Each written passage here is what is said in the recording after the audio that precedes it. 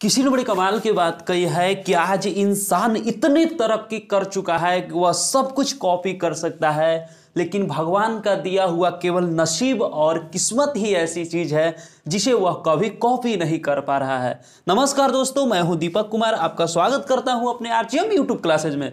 दोस्तों, आज का वीडियो है वह जनरल अवेयरनेस का है, जिसका टॉपिक है हमारा जंतु ऊतक। दोस्तों, यह एक काफ़ी इंपॉर्टेंट टॉपिक है और यहाँ से अधिकतर क्वेश्चन पूछे जाते हैं। तो चलिए दोस्तों, आज का हम लोग वीडियो शुरू करते हैं। हमारा पहला क्वेश्चन है,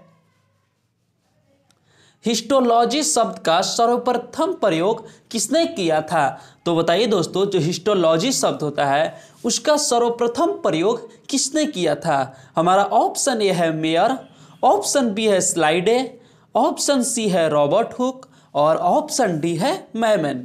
तो बताइए दोस्तों। तो दोस्तों देखिए, इसका सही आंसर हो जाएगा हमारा ऑप्शन नंबर ए, यानी जो मेयर जो थे उन्होंने ही हिस्टोलॉजी शब्द का सबसे पहले प्रयोग किया था। तो चलिए दोस्तों, हम लोग आगे बढ़ते हैं। हमारा अगला क्वेश्चन है, किस प्रकार के ऊतक शरीर की सुरक्षा कवच का कार्य करते हैं? तो बताइए दोस्तों, वह कौन सा ऊतक है जो हमारे शरीर को सुरक्षा कवच के रूप में सुरक्षा प्रदान करता है? हमारा ऑप्शन ए है एपिथेलियमी ऊतक, ऑप्शन बी है पेशीय ऊतक, ऑप्शन सी है संयोजी ऊतक और ऑप्शन डी है तंत्रिकीय ऊतक। तो बताइए दोस्तों। तो दोस्तों देखिए, इसका सही आंसर हो जाएगा हमारा ऑप्शन नंबर ए, यानी जो एपिथेलियमी ऊतक होती है वे ही हमारे शरीर के सुरक्षा कवच के रूप में कार्य करते हैं। तो चलिए दोस्तों, हम लोग आगे बढ़ते हैं। हमारा अगला क्वेश्चन है, निम्नलिखित में से कौन सा ऊतक घाव भरने में सहायक होता है? तो बताइए दोस्तों, हमारे जो घाव यानी कहीं कट छट जाता है तो कौन सा ऊतक उसको भरने में सहायता प्रदान करता है? हमारा ऑप्शन ए है एपिथेलियमी ऊतक, ऑप्शन बी है पेशीय ऊतक, ऑप्शन सी है संयोजी ऊतक, ऑप्शन डी है तंत्रिकीय ऊतक। तो दोस्तों देखिए, इसका सही आंसर हो जाएगा हमारा ऑप्शन नंबर ए, यानी जो एपिथेलियमी ऊतक होता है वह ही हमारे घाव भरने में सहायक होता है। दोस्तों देखिए, यहाँ पे हिंदी टाइपिंग है, इसीलिए यहाँ पे मिस्टेक हो जाता है बार बार, चूंकि हम मोबाइल से बनाते हैं इसलिए एपिथेलियमी की जगह पे यहाँ पे देखिए आपिथेलियमी हो गया है, जिसे आप लोग समझ सकते हैं। मतलब वहाँ पे ऑप्शन देगा, आप लोग सही मार लीजिएगा। तो चलिए दोस्तों, हम लोग आगे बढ़ते हैं। हमारा अगला क्वेश्चन है, निम्नलिखित में से कौन सा एक शरीर को गर्म रखने हेतु उत्तरदायी है? यानी कौन सा ऊतक यह चीज है जो हमारे शरीर को गर्म रखता है? तो बताइए दोस्तों। तो हमारा ऑप्शन ए है श्वेत ग्रंथि, ऑप्शन बी है संयोजी ऊतक, ऑप्शन सी है वसामय ऊतक, ऑप्शन डी है रोम। तो बताइए दोस्तों। तो दोस्तों देखिए, इसका सही आंसर हो जाएगा हमारा ऑप्शन नंबर सी, यानी जो वसामय ऊतक है उसके कारण ही हमारे शरीर गर्म होता है। तो चलिए दोस्तों, हम लोग आगे बढ़ते हैं। हमारा अगला क्वेश्चन है, मनुष्य की त्वचा सबसे अधिक मोटी कहाँ पे होती है? तो बताइए दोस्तों, सबसे अधिक मोटा मनुष्य की त्वचा कहाँ पर होती है? हमारा ऑप्शन ए है हथेली पर, ऑप्शन बी है तलवे पर, ऑप्शन सी है धड़ पर और ऑप्शन डी है सिर पर। तो बताइए दोस्तों। तो दोस्तों देखिए, इसका सही आंसर हो जाएगा हमारा ऑप्शन नंबर बी, यानी जो पैर का जो तलवा होता है वहां पे मनुष्य की त्वचा के मामले में सबसे अधिक मोटी त्वचा होती है। तो चलिए दोस्तों, हम लोग आगे बढ़ते हैं। हमारा अगला क्वेश्चन है, लैक्रामल ग्रंथियां क्या स्रावित करती है? तो बताइए दोस्तों, जो लैक्रामल ग्रंथियां है वह क्या स्रावित करती है? हमारा ऑप्शन ए है सेबम, ऑप्शन बी है म्यूकस, ऑप्शन सी है आंसू और ऑप्शन डी है पसीना। तो बताइए दोस्तों। तो दोस्तों देखिए, इसका सही आंसर हो जाएगा हमारा ऑप्शन नंबर सी, यानी जो लैक्रमाल ग्रंथि होती है वह आंसू स्रावित करती है। तो दोस्तों, एक और क्वेश्चन यहां से बन जाएगा कि आंसू स्रावित करने वाली ग्रंथियां का क्या नाम है? तो दोस्तों, इसका सही आंसर हमारा हो जाएगा लैक्रमाल ग्रंथि। तो चलिए दोस्तों, हम लोग आगे बढ़ते हैं। हमारा अगला क्वेश्चन है, वृद्धा अवस्था में त्वचा में झुर्रियां पड़ जाती है, इसका क्या कारण होता है? तो बताइए दोस्तों, जब कोई व्यक्ति बूढ़ा हो जाता है तो उसका त्वचा देखिएगा एकदम सिकुड़ने टाइप के हो जाता है, तो उसका क्या कारण होता है? हमारा ऑप्शन ए है त्वचा में रुधिर का संचालन कम होने के कारण। ऑप्शन बी है उपचर्मीय स्तर में लचीलापन कम होने के कारण। ऑप्शन सी है चर्म में वसा ऊतक की कमी के कारण। और ऑप्शन डी है त्वचा में मेलेनिन तथा मेलानोसाइट्स की अधिकता के कारण। तो दोस्तों देखिए, इसका सही आंसर हो जाएगा हमारा ऑप्शन नंबर बी, यानी उपचर्मीय स्तर में जो है वहाँ की जो टिश्यू ऊतक होती है वह मरना शुरू कर देती है, उसी कारण उसमें लचीलापन कम होने लगता है। तो चलिए दोस्तों, हम लोग आगे बढ़ते हैं। हमारा अगला क्वेश्चन है, मनुष्य की शरीर की सबसे लंबी कोशिका कौन सी है? तो बताइए दोस्तों, मनुष्य की शरीर की सबसे लंबी कोशिका का क्या नाम है? हमारा ऑप्शन ए है हाथ की कोशिका। ऑप्शन बी है पैर की कोशिका। ऑप्शन सी है तंत्रिका कोशिका। और ऑप्शन डी है इनमें से कोई नहीं। तो बताइए दोस्तों। तो दोस्तों देखिए, इसका सही आंसर हो जाएगा हमारा ऑप्शन नंबर डी, यानी जो तंत्रिका कोशिका है वह मनुष्य की सबसे लंबी कोशिका है। तो चलिए दोस्तों, हम लोग आगे बढ़ते हैं। हमारा अगला क्वेश्चन है, तंत्रिका ऊतक किसकी इकाई है? तो बताइए दोस्तों, जो तंत्रिका ऊतक है वह किसकी इकाई है? हमारा ऑप्शन ए है एक्सॉन। ऑप्शन बी है बायरॉन। ऑप्शन सी है कोशिकाएं। और ऑप्शन डी है कोई नहीं। तो दोस्तों देखिए, इसका सही आंसर हो जाएगा हमारा ऑप्शन नंबर बी, यानी जो तंत्रिका ऊतक है वह न्यूरॉन की इकाई है।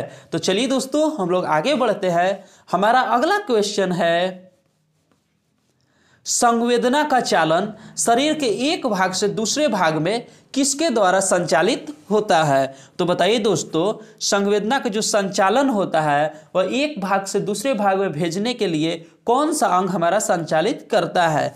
हमारा ऑप्शन ए है पेशीय ऊतक। ऑप्शन बी है एपिथेलियम ऊतक।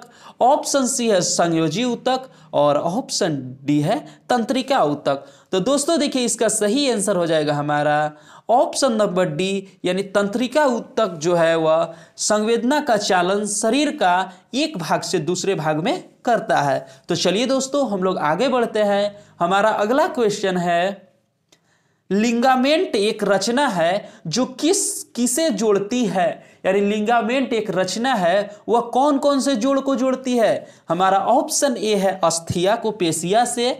ऑप्शन बी है अस्थि को अस्थि से। ऑप्शन सी है अस्थियों को तंत्रिका से। और ऑप्शन डी है पेशी को स्किन से। तो दोस्तों देखिए, इसका सही आंसर हो जाएगा हमारा ऑप्शन नंबर बी, यानी जो लिंगामेंट जो रचना है वह हड्डी को हड्डी से जोड़ता है। तो चलिए दोस्तों, हम लोग आगे बढ़ते हैं। दोस्तों, यदि आपको हमारी वीडियो अच्छी लग रही होगी तो लाइक कीजिए, शेयर कीजिए, और यदि हमारे चैनल पर नए हैं तो सब्सक्राइब कर अपने इस भाई को सपोर्ट कीजिए। तो चलिए दोस्तों, हम लोग आगे बढ़ते हैं। हमारा अगला क्वेश्चन है, ऊंट का कुब्बड़ किस ऊतक का बना होता है? तो बताइए दोस्तों, जो ऊंट का कुब्बड़ जो निकला रहता है, जिसे हम्प कहते हैं, वह किस ऊतक का बना होता है? हमारा ऑप्शन ए है कंकालीय ऊतक। ऑप्शन बी है पेशीय ऊतक। ऑप्शन सी है उपास्थि ऊतक। और ऑप्शन डी है वसामय ऊतक। तो बताइए दोस्तों। तो दोस्तों देखिए, इसका सही आंसर हो जाएगा हमारा ऑप्शन नंबर डी, यानी जो कुब्बड़ होता है ऊँट का वह वसामय ऊतक का बना होता है। दोस्तों इसी के कारण है, इसी वसा का उपयोग कर ऊँट कितना दिनों तक, मतलब बहुत दिनों तक बिना पानी पिए भी रह सकता है। तो चलिए दोस्तों, हम लोग आगे बढ़ते हैं। हमारा अगला क्वेश्चन है, मोटापा निम्न में से किसकी अधिकता के कारण होता है?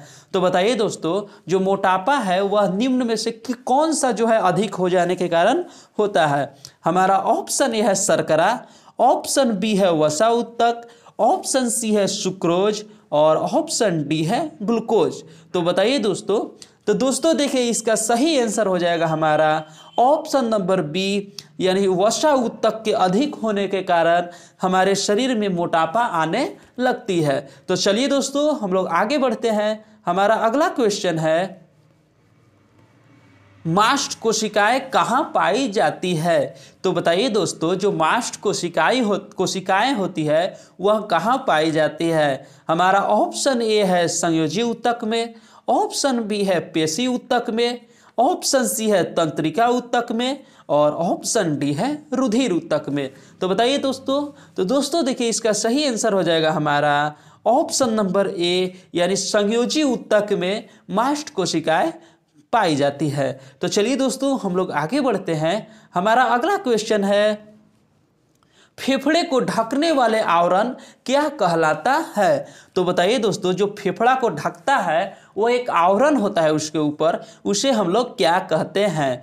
हमारा ऑप्शन ए है परिकार्डियम, ऑप्शन बी है प्लूरा, ऑप्शन सी है पेरिटोनिया और ऑप्शन डी है सिरोसा।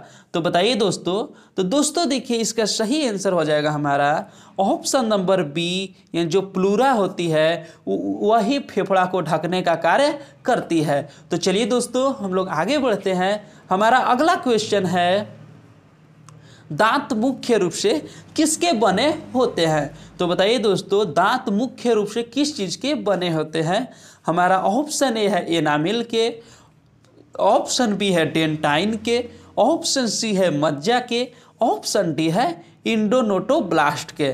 तो बताइए दोस्तों, तो दोस्तों देखिए इसका सही आंसर हो जाएगा हमारा ऑप्शन नंबर बी, यानी जो दांत है वह मुख्य रूप से डेंटाइन के बने होते हैं। दोस्तों कुछ लोग कंफ्यूजन में होते हैं तो एनामिल में मार देते हैं। तो दोस्तों देखिए दांत के सबसे ऊपरी कठोर परत को हम लोग एनामिल कहते हैं, लेकिन यदि पूछ दे कि दांत मुख्य रूप से किसके बने होते हैं तो वहाँ पे हमारा सही आंसर हो जाता है हमारा डेंटाइन। तो चलिए दोस्तों हम लोग आगे बढ़ते हैं। हमारा अगला क्वेश्चन है, किस ऊतक के नाखून बने होते हैं? यानी जो हमारा नाखून है वह कौन सा ऊतक से बनता है? हमारा ऑप्शन ए है क्यूटाइड के, ऑप्शन बी है कायंतित के, ऑप्शन सी है किरेटिन के और ऑप्शन डी है ट्यूनिसी के। तो बताइए दोस्तों, तो दोस्तों देखिए इसका सही आंसर हो जाएगा हमारा ऑप्शन नंबर सी, यानी जो हमारा नाखून होता है वह किरेटिन नामक ऊतक के बना होता है। तो चलिए दोस्तों हम लोग आगे बढ़ते हैं।